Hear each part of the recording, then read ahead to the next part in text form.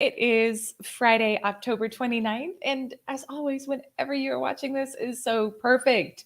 We are kicking off. Wow, words. Okay, I may need another cup of coffee. We are kicking off this morning, and we are in this series on great leadership and what makes a great leader. How can you be a better leader in your life, in your business, in your sales, all of it. And so today's is probably one of the ones I have in the past struggled with the most. I still get to be better at it every day. And so I'm here like, okay, I'm going to learn this too with all of us today. So let me just take a moment and welcome Christina, right? Christine, welcome. Good morning, Michelle. Michelle, good morning. If you're joining on Facebook, LinkedIn, or YouTube, pop me a comment. I like knowing that you're here, and that's the only way I know. So we are talking today about it's really how to be more sympathetic, how to cultivate sympathy, which is the 8th factor of great leaders from Think and Grow Rich. And I just want to know in the comments, how good do you feel like you are at being sympathetic with your team, with your clients, with your family, maybe with yourself too? That can often be the hard one, right? So scale of 1 to 10, let me know, give yourself a rating. Let me know in the comments. Hey, Michelle, good morning. Jamie, good morning. So again, this is such an important conversation, whether you're a leader, you're leading a team, let's say someone on your team is underperforming, right? Or if you want to grow in leadership and be prepared to be the best leader you can be. Or if you're leading your followers online, which a lot of you are, I think all of you are, right? So this is an important habit to cultivate. And like I said at the beginning, this is the one where I probably struggled the most for so long. And I'm still learning to get better here. And especially if if you hold yourself to a pretty high standard and can be pretty hard on yourself about things, which I am raising my hand 100%. I'm working on getting better at that every day. In my own life, kind of my past behavior before I started working on being more intentional about this was like, if someone wasn't doing something the way I needed them, quote unquote, needed them, wanted them to, I would just get frustrated. I would get upset. I'd be like, why can't you? I wouldn't say this. Like I would never verbalize these things, but in my mind, I would get upset and frustrated. Be like, I don't know why you can't do better. Like, why are you slacking off? Yada, yada. And that is that's not a helpful energy to have, whether it's with our team that we're leading or with your family, especially not with your family. So this is a good one to talk about today. Let me take a moment and just read comments. Jamie's saying a 7 because it depends on the situation. Okay. Awesome. Michelle, way more sympathetic to others, 9 than to myself. Ooh, that's like the edge there, right? Jamie's saying myself a 3. Yeah. So this is like, the conversation may need to go more in that direction today, which I'm all about it if it does, for sure. Michelle's saying I'm all over the place in this one. Sometimes I'm awesome at this, other times not so much. Okay, got it.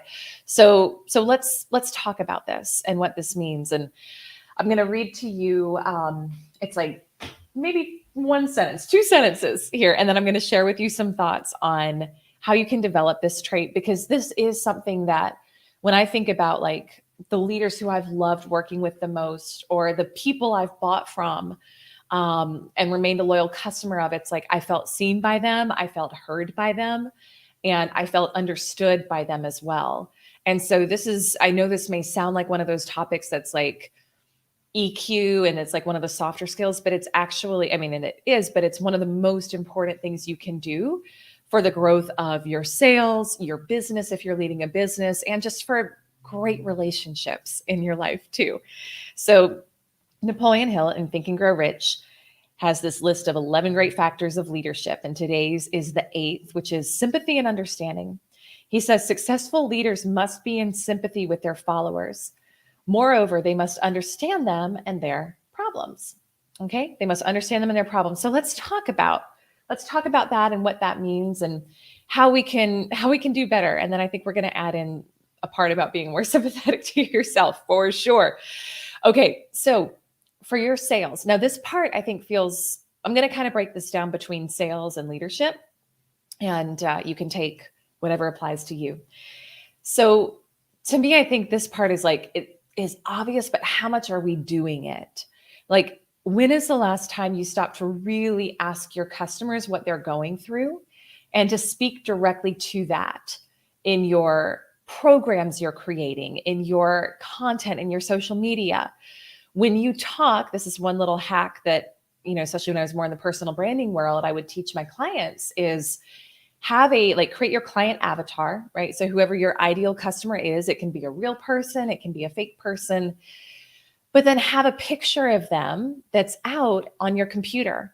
And when you're recording a video, if there's any part of you that struggles or feels, fear of visibility about going live or creating video content, or podcasting, whatever the format is, like, have a picture of that person out that you're speaking to directly.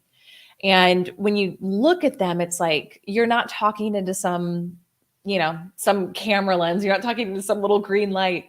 You're actually talking to this person, because it is a real human being on the other side of anything you're creating, whether that's one person or whether that's a million people. I don't care where you're at in your journey of building your brand and your business. But really, and with program creation too, like, this is how I've always created programs. And this is how there's something new we're rolling out in November. And it's like, and I'm so excited about it, but it's from conversations with my customers and conversations with the She Sells community of saying, like, where are you at? What do you need? And then just building from there. And so I think that's the first thing. And when it talks about, like, great leaders have to be sympathetic to their followers, that's how I think about it from a sales standpoint. So the next piece with leadership, though, this is so important. And this has definitely been my edge, because I think, especially if any of my team are watching this, they're going to be like, yeah, that's her. I hold my team to a high standard.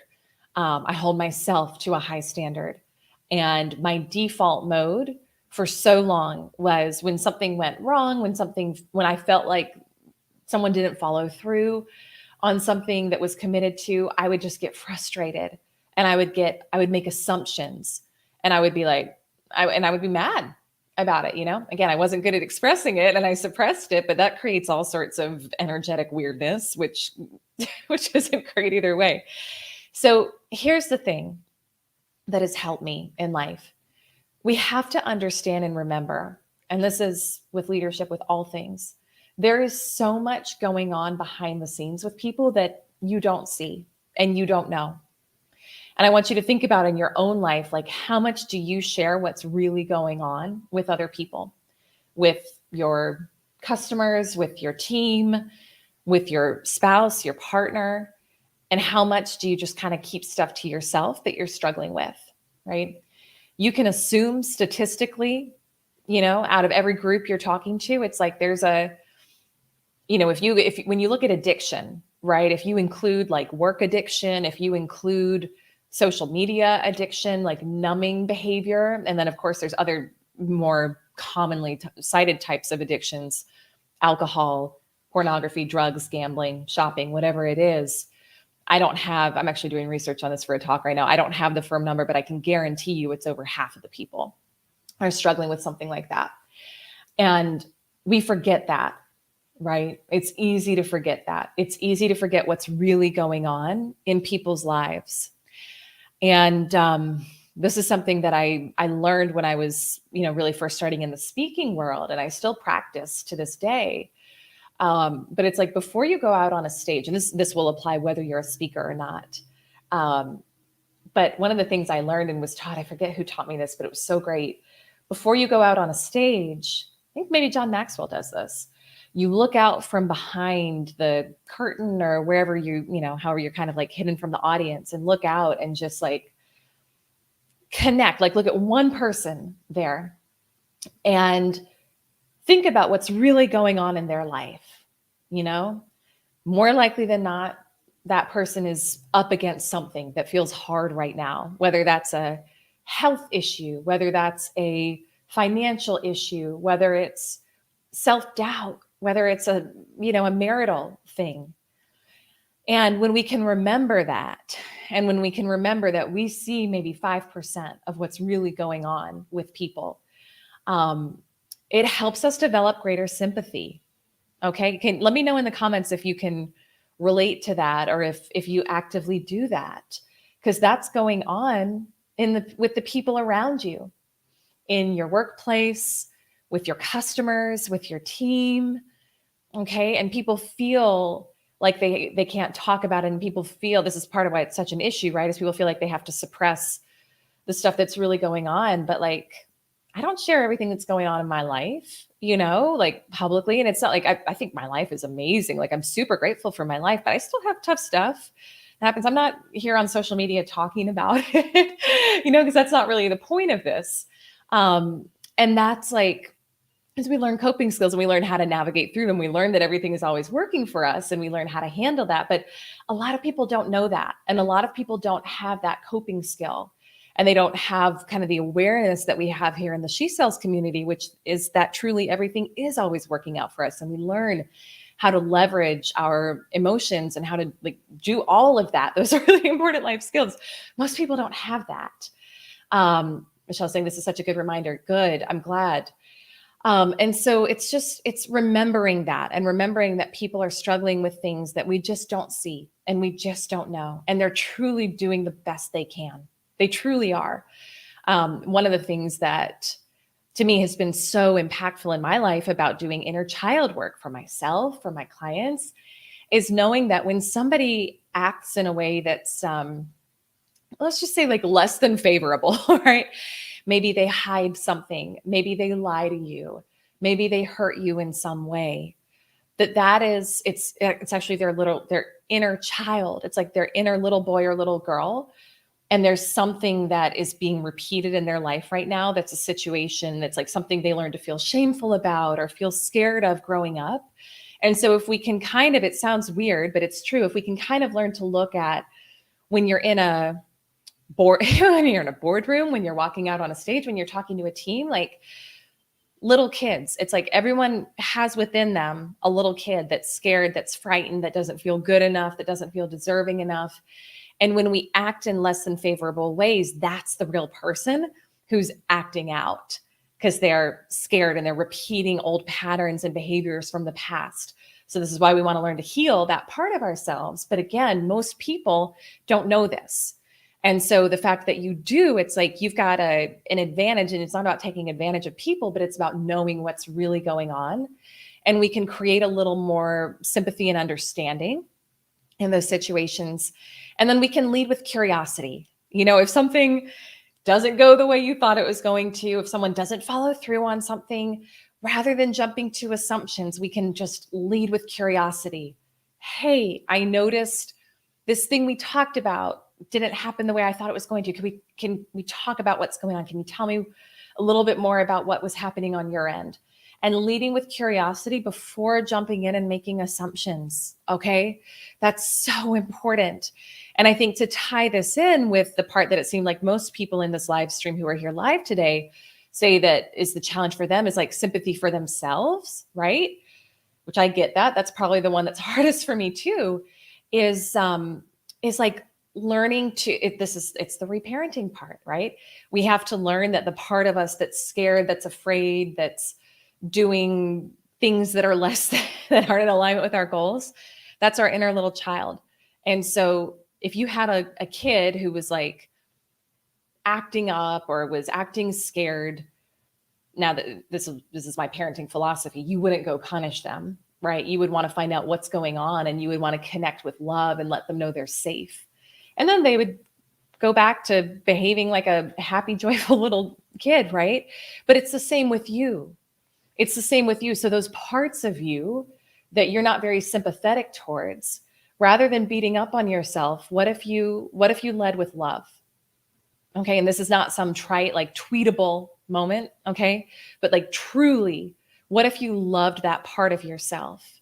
This is something I'm working on every single day too. Okay. But like loving all the parts of ourselves, because when we love them, what we resist persists, right? So we resist the parts of ourselves that we don't like. And you do that a lot of different ways. Mentally beating up on yourself, giving yourself a hard time for something not coming to fruition the way you thought it was going to, putting yourself out there and it doesn't happen the way you thought, and then you make up some story about being a failure, right?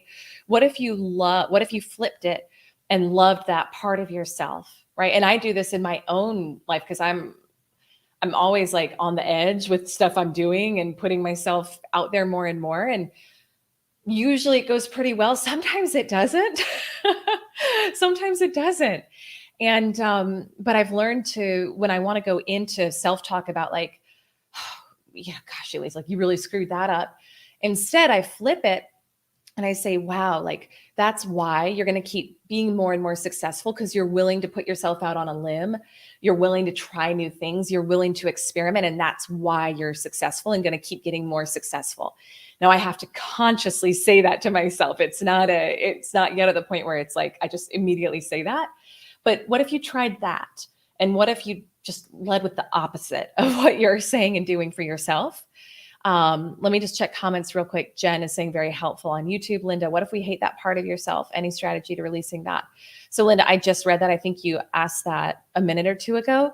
I mean, that's it, right? So the part of yourself, first of all, and I really appreciate you being candid, and I've been there. I would choose a different word, because that word hate is such strong negative energy, right? So I would just right now in this moment make the choice. I'm never going to say that about any part of myself again. Okay.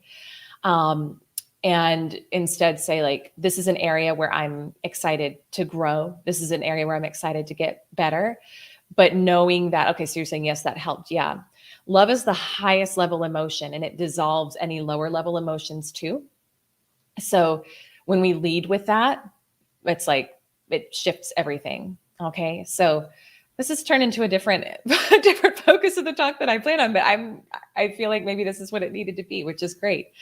So here's the final piece of with leadership and with sympathy. And it's kind of the other side of everything we've been talking about this morning, but it's something I learned from one of my clients actually. And we had her on She Sells Radio.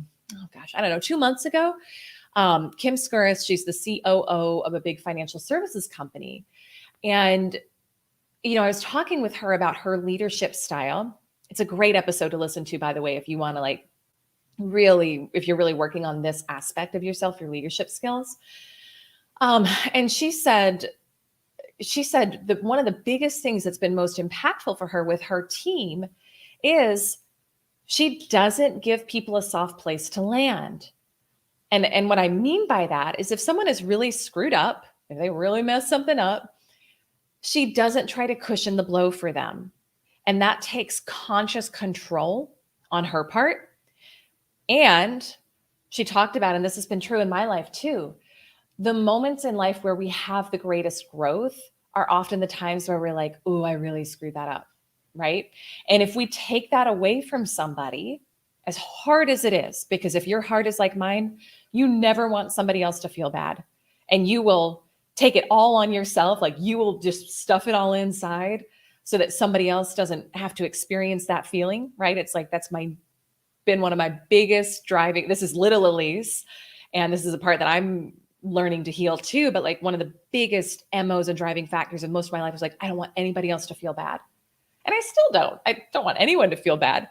But when we take away the opportunity for somebody to actually take accountability and have that learning lesson, we take away the opportunity for them to grow. And this really applies if you're in leadership. Maybe you're leading a team, maybe you're a sales leader, maybe like you're leading your kids, right? Whoever it is. This was really important for me, and I never heard it said that way. And it gave me a different perspective too. And it takes a lot of self-discipline to not give someone that soft place to land. So I think kind of the balance of that is like always leading first with curiosity and with empathy. And then if what happened really was like a lapse on their part or something they really did screw up in, like letting them take ownership of that, letting them take accountability of that. But then, we can do that. And she said this in the podcast too. She'll share examples. Hey, in my own life, I had something like this happen. I did something like this once. Here's how I fixed it. Here's how I made it better. Do you think you could do that? right? So like not torturing someone, not creating unnecessary pain, but letting them feel it and then letting them learn from it too, because that's really what leadership is. So there's all different angles to this sympathy concept, right? But it's important, and it's one that I don't think I valued for a long time in my life, because I was so like bottom line driven. But I think when we can learn to do this, the bottom line improves naturally. You're going to have better retention with your people. You're going to have better retention with your customers. You're going to have a better work culture, family culture, all of it. So this is one of those things that like I'm working on, and it seems like those of you who are here with me today are also working on. So let me just pause and read comments. If you have any other questions while we're going, please pop them in the comments now. Michelle, I need a class on that. I always want to save other people from hurt. Yeah. And it manifests in my life, it manifested in resentment and then cancer, right? And it's like, that's not healthy. So we can't do that. We cannot hold things for other people that they really need to be the ones holding. Okay. Because it will come out in some sort of unhealthy way in your life. And so it takes discipline, it takes practice, but it takes loving yourself enough to give other people back their stuff that is really something that they're going to grow through, right? Because that's a gift. That is a true gift. Let me see here. Michelle's saying, this is me 100%. I know I need to heal this before I can become the leader I want to be. Yeah, that's really powerful. That's really powerful. And it's a continuous process, right? It's a continuous process. We get to practice this every single day. Every single day. I practice it every day too, and I'm going to keep doing it. Jen, yep, totally. I took it all on. Would rather feel pain than someone else. Woo, yes. My husband taught me not to. He always says, why would you feel bad instead of them? They don't seem to care if you feel bad, right? This is so true. This is so true. Like when we just look at it from a different perspective, Jen, your husband is 100% right. Linda's saying rescuer syndrome makes you a part of the problem. Totally. I like you saying it that way. I've always thought of it like savior complex, right? But rescuer syndrome, yeah, 100, because we get validation from that, right? And that's not healthy either. So, my friends, I appreciated the dialogue on this today. I thought these were great comments, great points. I hope you enjoyed this. And a reminder, next Tuesday afternoon, 1 o'clock Eastern. Elise, you got to know your times. 1 o'clock Eastern. We're doing a live coaching intensive. It's going to be awesome. It's going to be awesome. It's different content than I've ever taught. About 90 minutes for just open coaching for those of you who are there live at the end. So send me a DM if you want to get registered for that. And would love to have you there. I appreciated this conversation today. Thank you, Linda. Thank you so much. For those of you who were here for the first time, welcome. Every weekday morning, 8:30 Eastern, I am here for your Morning Sales Supercharge to help.